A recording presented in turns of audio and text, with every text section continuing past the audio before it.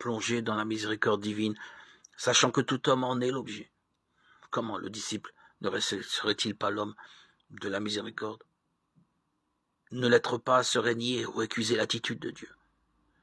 Le disciple est donc celui qui essaie de comprendre et de partager la misère de l'autre.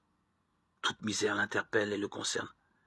Mais de plus, aucune misère n'est pour lui sans issue, aucun péché définitif et encore moins inexpiable.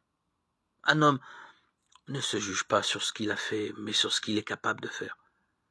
N'est-ce pas un peu ce que veut dire l'apôtre Paul lorsqu'il dit de la charité qu'elle excuse tout, croit tout, espère tout, supporte tout? 1 Corinthiens 13:7. Le disciple excuse tout. Il n'est pas atteint par le péché comme le Père. Le péché ne lui a pas coûté la même croix qu'à Jésus. Comment pourrait-il faire preuve d'une sévérité que récuse le Père et Jésus jusque sur sa croix?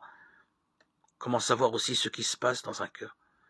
Il n'est pas rare que les actes trahissent le désir profond et que les erreurs et les péchés aient des causes en tout ou partie étrangères à la volonté de celui qui les commet.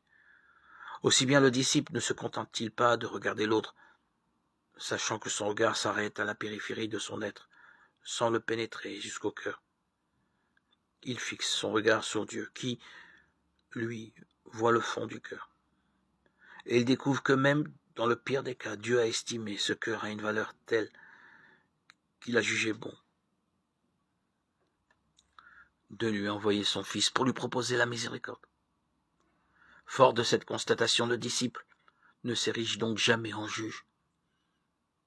Il suppose toujours les circonstances atténuantes, sachant que lui-même a été l'objet d'une semblable démarche de la part de Dieu.